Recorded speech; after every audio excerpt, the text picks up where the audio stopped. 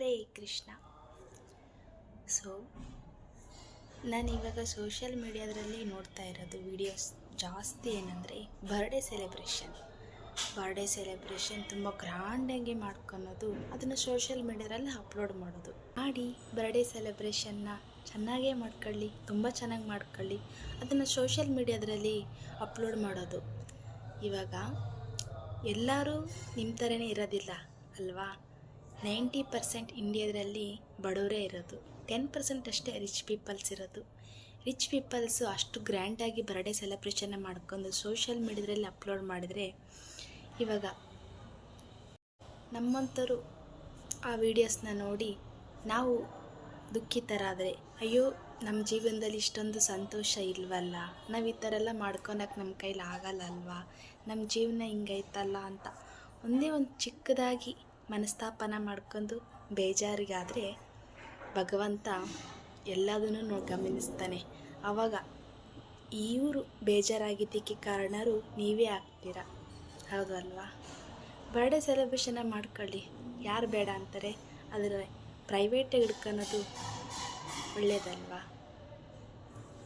So ನಿಮ್ಮನ್ನು ಒಬ್ಬರು follow ಆಗ್ತಾಯಿದ್ದಾರೆ ಅಂದರೆ, ನೀವೊಂದು ಪಬ್ಲಿಕ್ ಫಿಗರ್ಸ್ ಅಂತ ಅಂದರೆ, ಏನಾದರೂ ಒಂದು ಒಳ್ಳೆಯ ವಿಚಾರವನ್ನು ಸೋಷಿಯಲ್ ಮೀಡಿಯಾಕ್ಕೆ ಅಪ್ಲೋಡ್ ಮಾಡ್ಬೋದಲ್ವಾ.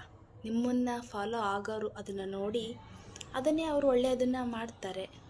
ನೀವು ಬರ್ಡೇ ಸೆಲೆಬ್ರೇಷನ್ ಮಾಡೋದನ್ನೇ, ತಿನ್ನೋದನ್ನೇ, ಪಾರ್ಟಿ ಮಾಡೋದನ್ನೇ ಮತ್ತಿನ್ನೇನೋ ಅಪ್ಲೋಡ್ ಮಾಡಿದರೆ ಅಂದರೆ ಏನು, ನೀವು ಮಾಡೋದನ್ನು ನಾವು ನೋಡಬೇಕು.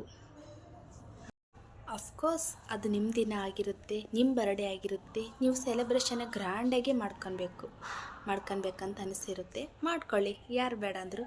ಆದರೆ ಕೀಪ್ ಇಟ್ ಪ್ರೈವೇಟ್ ಅಲ್ವಾ. ಎಲ್ಲದಕ್ಕೊಂದು ಪ್ರೈವೇಸಿ ಅಂತ ಇರುತ್ತೆ.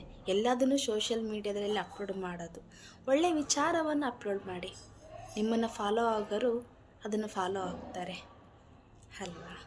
ಹರೇ ಕೃಷ್ಣ. ನಾವು ಅಪ್ಪುವಿಂದ ಕಲಿಬೇಕಾಗಿರೋದು ಭಾಳನೇ ಇದೆ.